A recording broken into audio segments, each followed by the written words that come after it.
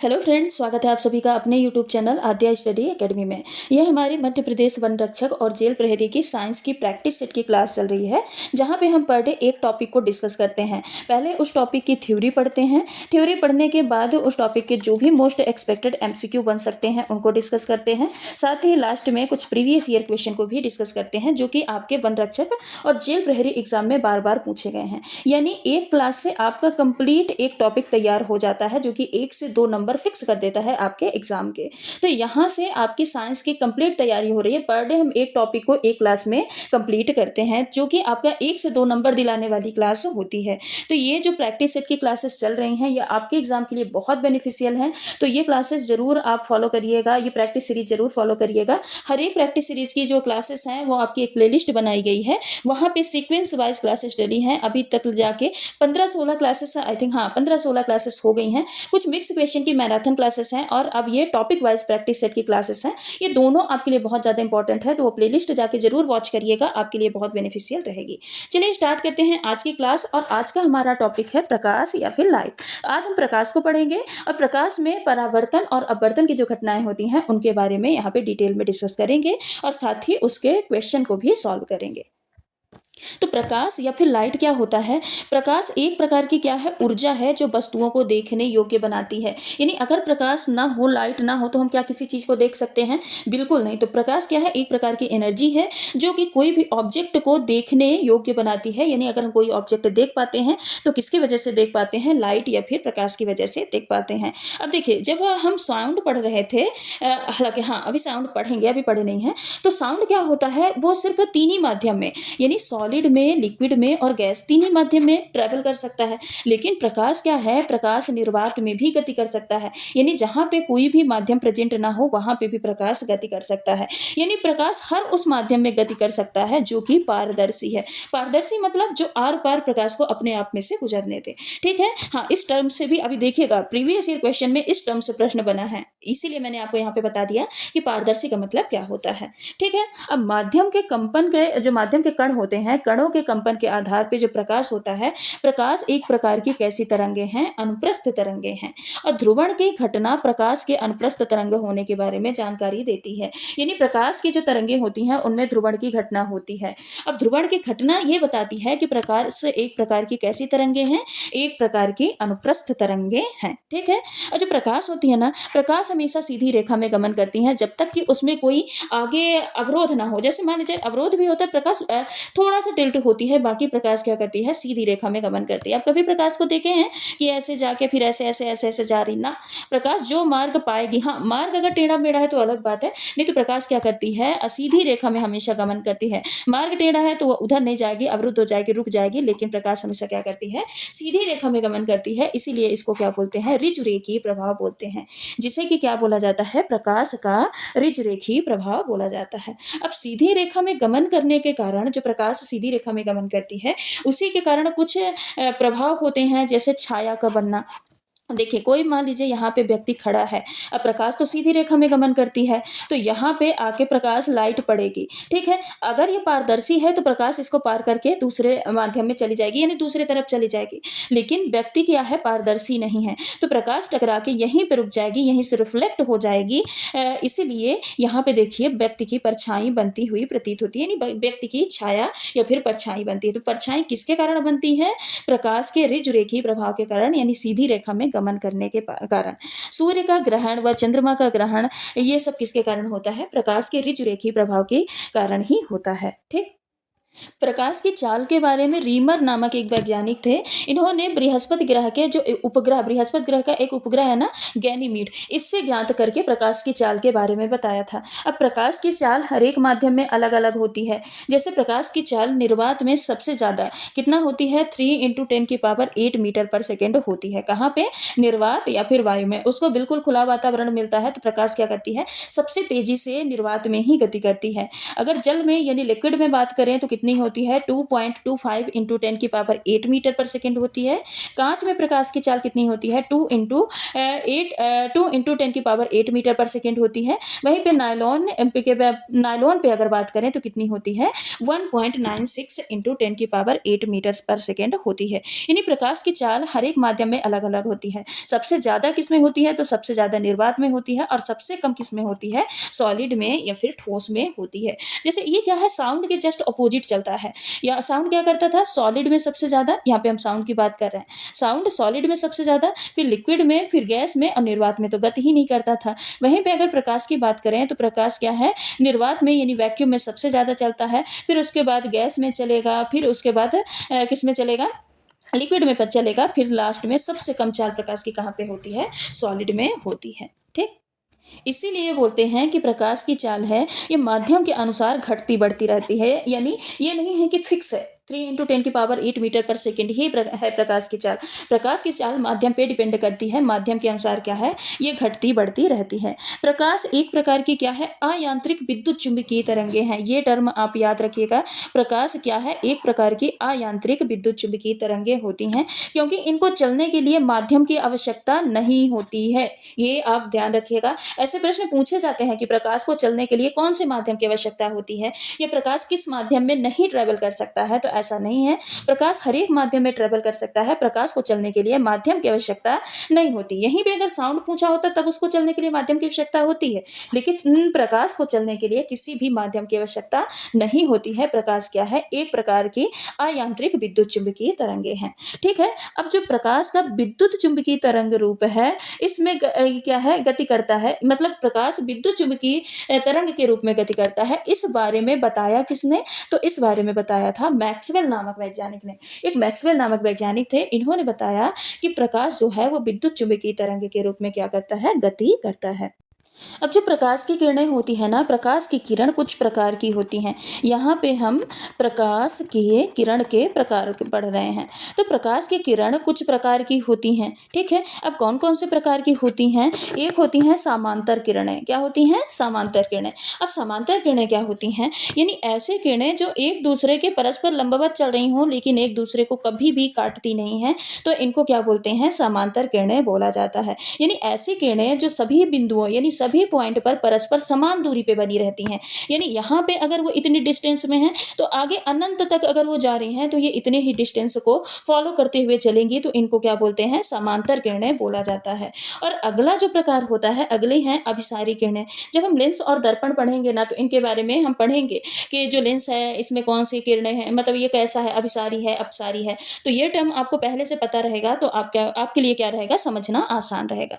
अब देखिए अभिसारी किरणें क्या होती हैं, ऐसी किरणें जो किसी स्रोत से अभिसारी यानी अभिसारित होकर निकल कर एक बिंदु पर आके मिल जाती हैं, अभिसारी किरणें कहलाती हैं। देखिए नहीं समझ में आया होगा। देखिए अभिसारी किरणें क्या होती हैं, अभिसारी को हम बोलते हैं कन्वर्जिंग। क्या बोलते हैं कन्वर्जिंग। अब कन्वर्जिंग का मतलब क्या होता है एक जगह पे इकट्ठे होना। तो जब प्रकाश की किरणें कई स्रोतों से आती हैं और आके एक जगह पे इकट्ठे हो जाती हैं तो इसको क्या बोलते हैं अभिसारी किरणें बोली जाती हैं। वहीं पे अपसारी किरणें क्या होती हैं, अभिसारी की जस्ट अपोजिट होती हैं, इसके जस्ट उल्टा होती हैं। तो अपसारी किरणें क्या होती हैं, जब प्रकाश की किरण किसी एक स्रोत से निकलती हैं और ये विभिन्न दिशाओं में डाइवर्ज हो जाती हैं यानी विभिन्न दिशाओं में फैल जाती हैं, तो इसको क्या बोलते हैं, इसको अपसारी किरण कहा जाता है। तो आप अपसारी और अपसारी किरण जरूर मतलब अपसारी और अपसारी टर्म ही जरूर ध्यान पे रखिएगा, क्योंकि इनसे प्रश्न पूछे जाते हैं। और दूसरा जब हम लेंस और दर्पण पढ़ेंगे तो ये टर्म आपके काफी ज्यादा यूज होंगे। अब कुछ चीजें और हैं। 1921 में आइंस्टीन को प्रकाश विद्युत प्रवाह की खोज के लिए नोबेल पुरस्कार दिया गया था। ये वन लाइनर फैक्ट के रूप में आप याद रखिए। प्रकाश सबसे तेजी से गति कहाँ पे कर सकता है, निर्वात में कर सकता है। हेनरी किसका मात्रक है, तो हेनरी प्रेरकत्व का मात्रक होता है। जो पदार्थ प्रकाश को अपने आप में से नहीं गुजरने देता है उसको क्या बोलते हैं, अपारदर्शी कहलाता है। पारदर्शी हम पढ़ चुके हैं, मतलब अपने आप में से प्रकाश को गुजरने देता है। और अपारदर्शी क्या होता है, जो प्रकाश को अपने आप में से नहीं गुजरने देता। 1905 ईस्वी में प्रकाश विद्युत प्रवाह की व्याख्या किसने की थी, आइंस्टीन नामक वैज्ञानिक ने की थी। अब शुरू में ही मैंने बोला था ना कि यहाँ पे हम क्या पढ़ेंगे, परावर्तन, प्रकाश की दो प्रमुख घटनाएं परावर्तन और अपवर्तन के बारे में पढ़ेंगे। और जो परावर्तन का नियम है ना, ये दर्पण फॉलो करता है, यानी परावर्तन के नियम किससे रिलेटेड है, दर्पण से रिलेटेड है। वहीं पे जो अपवर्तन के नियम है वो किससे रिलेटेड है, लेंस से रिलेटेड है। तो हम स्टार्ट करते हैं परावर्तन और पढ़ते हैं परावर्तन के नियम को। अब परावर्तन क्या होता है, प्रकाश की किरण का किसी चमकदार सतह से टकराकर उसी माध्यम में लौट जाना जिस माध्यम से वो आई है, तो इसी को क्या बोलते हैं, परावर्तन बोलते हैं। रुकिए, मैं इसको आपको एक रफ डायग्राम बना के बताती हूँ, तब आपको अच्छे से समझ में आएगा। मान लीजिए ये कोई क्या है, सतह है, ये चिकनी चमकदार सतह है। अब यहाँ पे क्या है, अभिलंब है।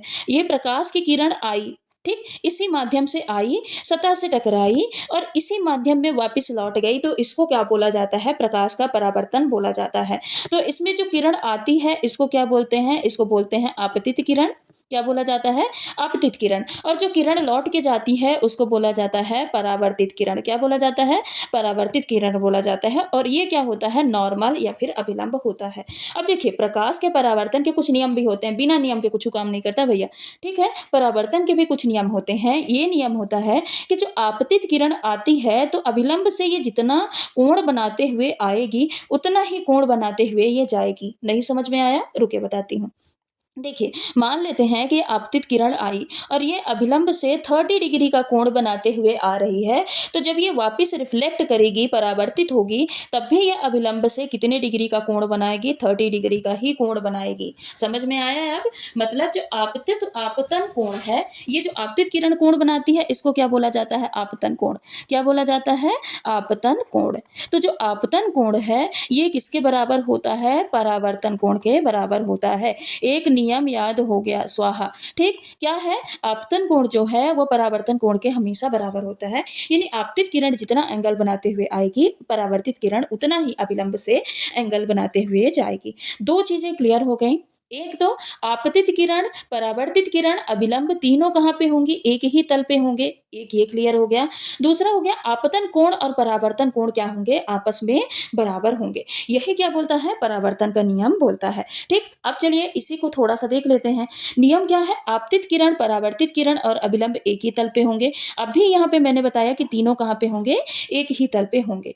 आपतन कोण जिसको बोलते हैं एंगल ऑफ इंसिडेंस और परावर्तन कोण जिसको बोलते हैं एंगल ऑफ रिफ्लेक्शन, ये हमेशा क्या होंगे, सॉरी, ये हमेशा क्या होंगे, आपस में बराबर होंगे। यानी एक अगर 40 डिग्री का कोण बना के आया है तो दूसरा भी क्या होगा, 40 डिग्री का कोण बनाएगा, ठीक है। परावर्तन के आधार पे जो हम दूसरे डिफरेंट डिफरेंट कलर देख पाते हैं ना, ये सब किसकी वजह से देख पाते हैं, परावर्तन के कारण ही देख पाते हैं। तो परावर्तन हमारी लाइफ में बहुत ज्यादा जरूरी है। अगर हम लाल, पीला, हरा, गुलाबी, बैगनी, जामुनी जो भी कलर हम देख पाते हैं तो किसके कारण देख पाते हैं, परावर्तन के कारण देख पाते हैं। तो जब सूर्य का प्रकाश किसी वस्तु से टकराता है तो वह वस्तु जिस रंग की होती है उस रंग को वह क्या कर देता है, परावर्तित कर देता है। मान लेते हैं कि जैसे मान लीजिए ग्रीन कलर की कोई वस्तु है, तो सूर्य की प्रकाश आया, टकराया, अब ग्रीन कलर को ये क्या कर देगा, परावर्तित कर देगा। तब हमको ये पता चलेगा कि हाँ ये वस्तु ग्रीन कलर की है, क्योंकि ग्रीन कलर की जो लाइट थी वो क्या है, परावर्तित हो चुकी है। तो जिस रंग की वस्तु है उस रंग को, वो उस रंग की किरण को जब वो रिफ्लेक्ट कर देता है, परावर्तित कर देता है, तो जो बाकी रंग होते हैं, बाकी रंगों को क्या करता है, तो बाकी रंगों को अपने अंदर अवशोषित कर लेता है, जिसके कारण वो वस्तु हमें रंगीन दिखाई देती है। जिस रंग की है उस रंग की दिखाई देती है। सफेद रंग सफेद क्यों दिखाई देता है, क्या कोई सफेद कलर होता है ना, सफेद रंग इसलिए दिखाई देता है कि सफेद रंग सभी रंगों को परावर्तित कर देता है। कोई भी रंग रिफ्लेक्टिव, कोई भी रंग अवशोषित ही नहीं करता है, इसीलिए वो कैसा दिखाई देता है, सफेद कलर का, व्हाइट कलर का दिखाई देता है। जबकि जो काला है जस्ट सफेद का ऑपोजिट होता भी है और ऑपोजिट काम भी करता है। काला रंग क्या करता है, सभी रंगों को अपने अंदर अवशोषित कर लेता है, इसीलिए कैसा दिखाई देता है, काला दिखाई देता है। अब एक टर्म आप सुने होंगे बहुत ज्यादा, आला। आला क्या होता है आला क्या होता है, तो इसको स्टेथोस्कोप भी कहा जाता है। ये ध्वनि परावर्तन के नियम पर काम करता है और इसकी खोज किसने की थी, तो खोज की थी रेने लेनी ने की थी, ठीक है। अब एक टर्म और हम यहाँ पे पढ़ लेते हैं, प्रकाश के अपवर्तनांक के बारे में। अब प्रकाश का अपवर्तनांक क्या होता है, इसका एक फॉर्मूला होता है, निर्वात में प्रकाश की चाल अपॉन माध्यम में प्रकाश की चाल। निर्वात में प्रकाश की चाल कितनी होती है, 3 × 10⁸ मीटर पर सेकेंड होती है कि नहीं, है ना, शुरू में ही पढ़े हैं। और नीचे माध्यम में प्रकाश की चाल, जिस माध्यम का पूछा है, चाहे वो सॉलिड का पूछा हो, लिक्विड का पूछा हो, गैस का पूछा हो, जिस भी माध्यम का पूछा है हम उसको रख देंगे, फिर जाके आपका अपवर्तनांक निकल के आ जाएगा। ये तो हो गया अपवर्तनांक का फॉर्मूला। अब बताइए अपवर्तनांक होता क्या है?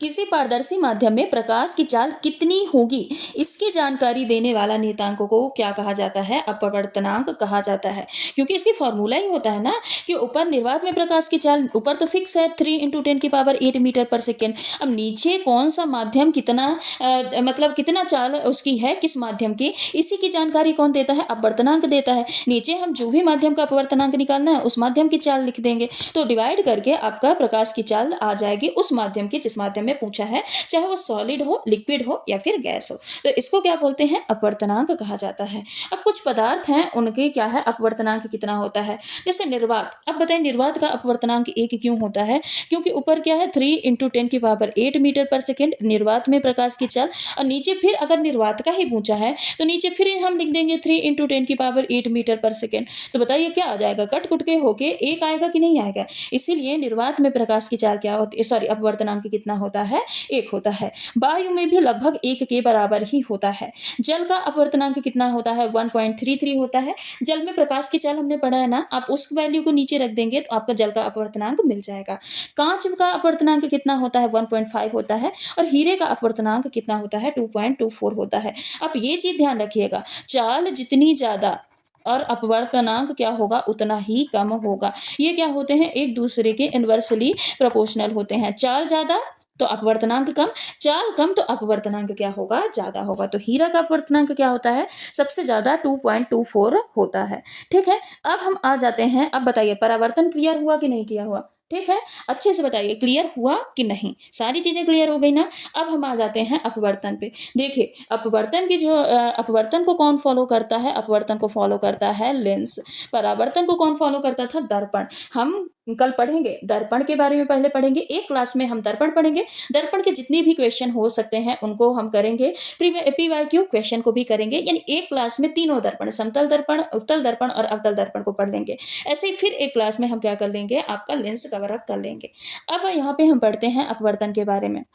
अपवर्तन क्या होता है? जब सूर्य से आने वाली प्रकाश की किरण एक माध्यम से दूसरे माध्यम, अब एक माध्यम से कैसा? 2 ही माध्यम ना होते हैं, एक होता है सघन माध्यम, एक क्या है? सघन माध्यम, और दूसरा क्या है? विरल माध्यम। 2 ही तो माध्यम होते हैं।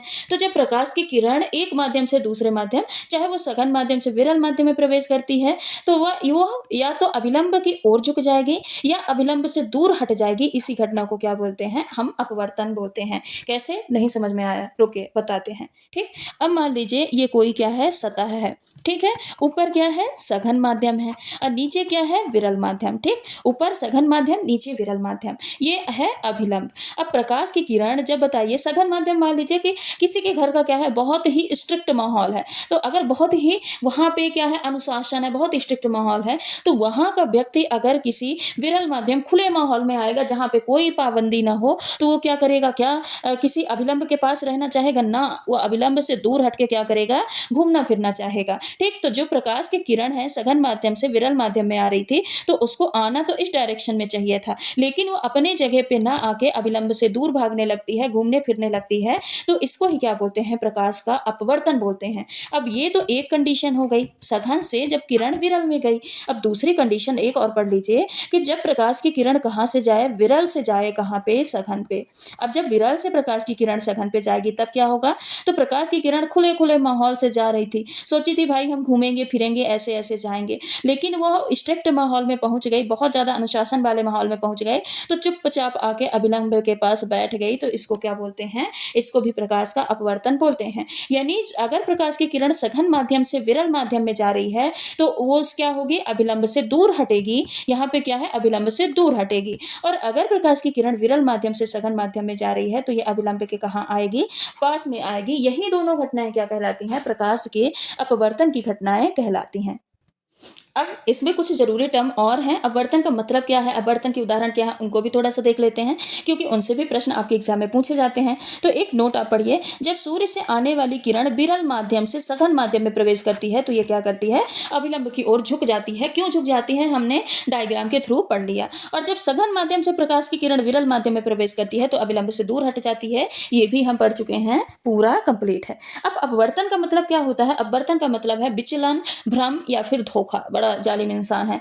बर्तन का मतलब क्या है? विचलन, भ्रम या फिर धोखा। अब बर्तन के उदाहरण क्या क्या होंगे? जहां जहां हमको क्या है, धोखा हो, जहां जहां भ्रम हो, ठीक है, ऐसा हमको महसूस हो कि धोखा हो रहा, भ्रम है, तो ये किस में आएगा? ये अपवर्तन में ही आएगा। जैसे पानी में कोई सिक्का पड़ा है ना, तो वो तली से थोड़ा ऊपर उठा हुआ दिखाई देता है, ये क्या है? भ्रम है, धोखा है, तो ये अपवर्तन का उदाहरण हो जाएगा। तारों का टिमटिमाना अपवर्तन का उदाहरण हो जाएगा। पानी में डूबी हुई कोई छड़ी है, तो थोड़ा सा मुड़ी हुई दिखाई देती है, हल्का टिल्ट दिखाई देती है, अपवर्तन का उदाहरण है, ये धोखा है। ठीक है, तो ये सारी चीजें क्या है? अपवर्तन के उदाहरण है। अब देखिए, हमने दोनों चीजें पढ़ ली, अपवर्तन और परावर्तन। अब हम इन्हीं से क्वेश्चन सॉल्व करते हैं, प्रकाश से, अपवर्तन से और परावर्तन से क्वेश्चन को सॉल्व करते हैं।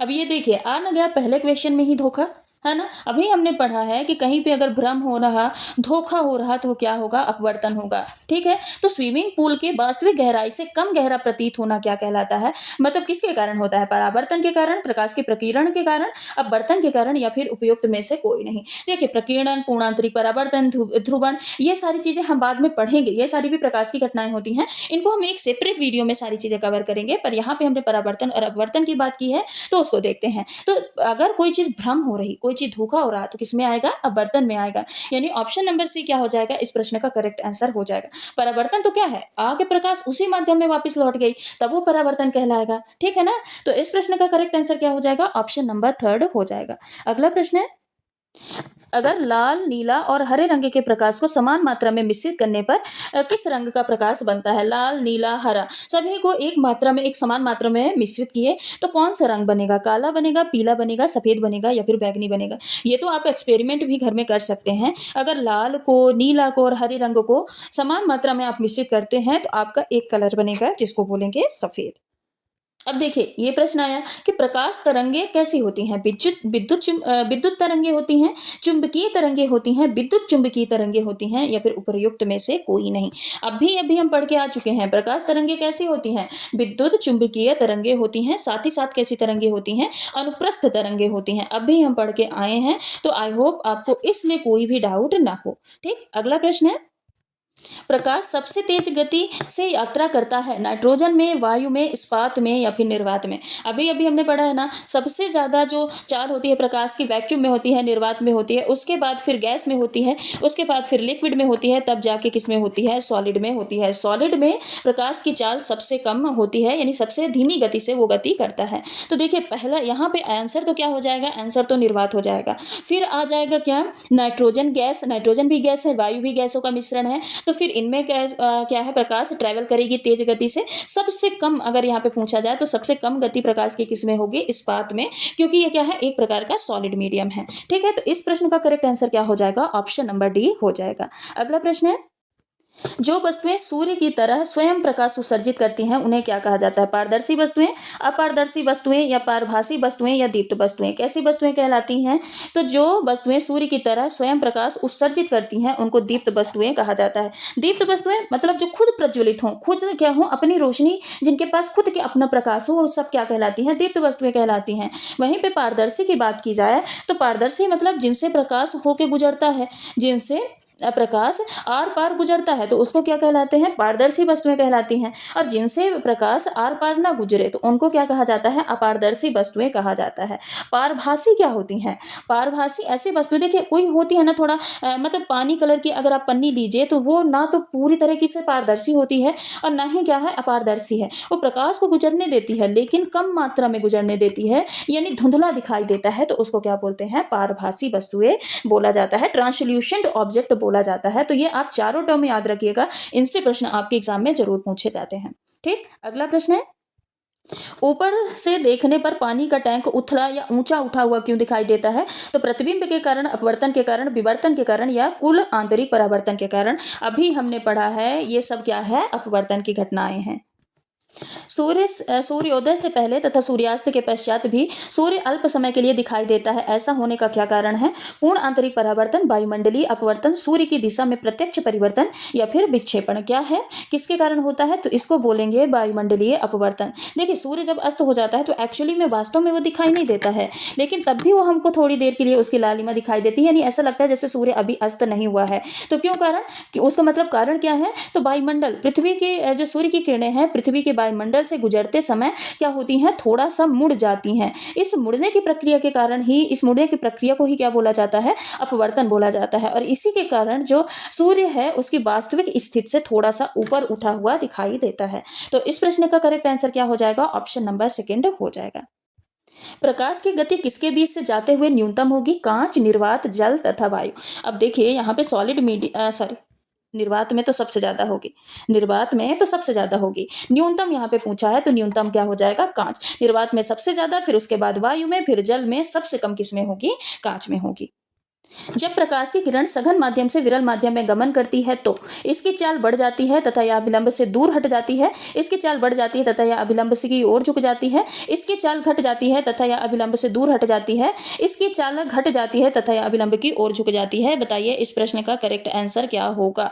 तो इस प्रश्न का यहाँ पे देखिए क्या बोला है, सघन माध्यम से विरल माध्यम में जा रहे। सघन मतलब स्ट्रिक्ट माहौल से ये कहाँ जा रही है, खुले कोले माहौल में। तो सघन माध्यम में उसकी चाल कम रहेगी, और जब भी ये विरल माध्यम में खुले माहौल में जाएगी तो इसकी चाल क्या हो जाएगी, बढ़ जाएगी। तो बढ़ने वाला ऑप्शन ठीक है। ठीक, अब देखिए जब भी विरल माध्यम में प्रकाश की किरण जाती है, अभी हमने पढ़ा है वो अभिलंब से क्या होती है, दूर हट जाती है। तो इस प्रश्न का करेक्ट आंसर क्या हो जाएगा, ऑप्शन नंबर फर्स्ट हो जाएगा। अगला प्रश्न है, आपतन कोण और परावर्तन कोण में क्या संबंध है। अभी हमने पढ़ा है कि ना बड़ा ना होगा ना छोटा होगा, दोनों क्या होंगे, बराबर होंगे। अभी हमने पढ़ा है कि किसी सतह से आपतित किरण जितना एंगल बनाते हुए आती है उतना ही एंगल बनाते हुए वो क्या होती है, परावर्तित होती है। अगर ये 30 डिग्री है तो ये भी क्या होगा, 30 डिग्री, यानी दोनों आपस में क्या होंगे, बराबर होंगे। ऑप्शन नंबर सी क्या हो जाएगा, करेक्ट आंसर हो जाएगा। परावर्तन किस सतह पर अधिक स्पष्ट होती है। अब बताइए, परावर्तन भी दो सतह पे होती है, एक होता है खुरदुरी सतह और दूसरी होती है चिकनी सतह। तो खुरदुरी सतह में जो परावर्तन होता है उसको बोलते हैं अनियमित परावर्तन। क्या बोला जाता है, अनियमित परावर्तन बोला जाता है। वहीं पे चिकनी सतह पे जो परावर्तन होता है उसको क्या बोला जाता है, नियमित परावर्तन बोला जाता है। तो परावर्तन जो है वो सबसे अच्छा स्पष्ट सुंदर कहाँ पे होगा, तो हमेशा कहाँ पे होगा, चिकनी सतह में। बिल्कुल लाइट आएगी और उसी डायरेक्शन में उतना ही एंगल बनाते हुए रिफ्लेक्ट हो जाएगी। वहीं पे अगर अनियमित सतह यानी खुरदुरी सतह हो, तब क्या हो, प्रकाश की किरण आई तो पर खुरदुरी सतह ऐसे लौट गई, ऐसे आई ऐसे लौट गई, तो इसको क्या बोलते हैं, इसको अनियमित परावर्तन बोला जाता है। तो नियमित अनियमित परावर्तन भी ध्यान रखिएगा, ये परावर्तन के दोनों क्या हैं, प्रकार हैं। परावर्तन में किरण अभिलंब और परावर्तित किरण किस तल पे होते हैं, तो अलग अलग तल पे ना, एक ही तल में। ऑप्शन नंबर बी क्या होगा, करेक्ट। परावर्तन में जो किरण है, अभिलंब है और परावर्तित किरण है, आपतित किरण, अभिलंब और परावर्तित किरण तीनों कहाँ होते हैं, एक ही तल पे होते हैं। अगर आपने शुरू से क्लास ये देखी है तो आपको ये चीज पता होगी।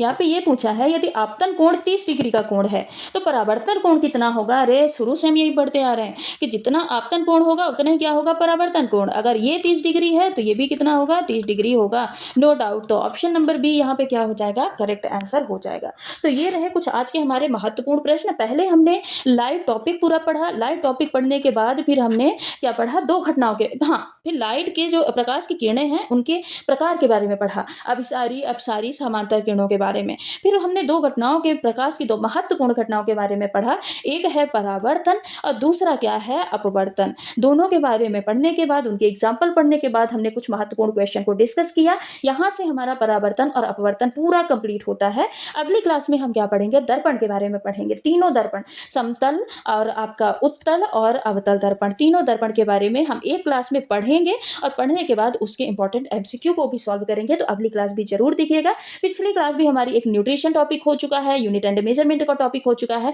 तो अगर आपको थ्योरी प्लस क्वेश्चन की भी प्रैक्टिस करनी है तो ये आप जो प्रैक्टिस क्लासेस चल रही हैं आप इसको जरूर से फॉलो करिएगा। आपके एग्जाम के लिए 100% ये बहुत बेनिफिशियल होंगे।